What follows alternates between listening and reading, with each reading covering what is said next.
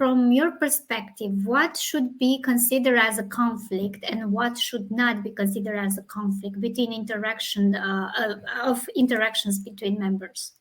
What I have in mind when I think about conflict is whenever, as a leader, I need to manage people and manage the interaction between people rather than us focusing on the goal, it means that something it's wrong there's some kind of conflict, right? So whenever I'm shifting my focus from um, the goal to not offending someone. Let me see how do I explain this to Madalena so I don't offend her. Let me see how do I explain to Madalena that she needs to work with Florin and I don't offend Florin. Or let me see how can I, now we're not able to take these new clients because I know Madalena and Florin, do not get along together.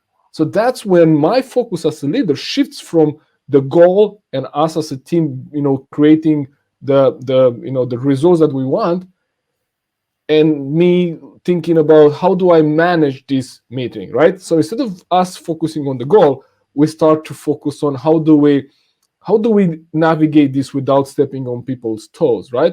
And this comes from the fact that some people are unaware that they might be offending others, and some other people might be too sensitive to any kind of comments and take those things personally. And this is again the diversity of personalities on the team, right? And I think that there's another aspect that I want to touch on there is whenever we're looking at, so instead of us challenging the result, so for example, we've done something in a certain way, we got a result, right? And now the team starts to challenge, okay, so how can we do that better, right? So instead of us focusing on that kind of friction that we need in the team to improve a result, we start then taking that personally. And instead of saying, okay, Florin, I think we can improve that result, we'll say, Florin, that idea of yours didn't really work. So let me share with you what we could do differently, right? So that becomes personal rather than being focused on how can we do this, right? And if someone is always challenging whatever other people are doing, then that person might be perceived, well, okay, so you're always challenging what we're doing.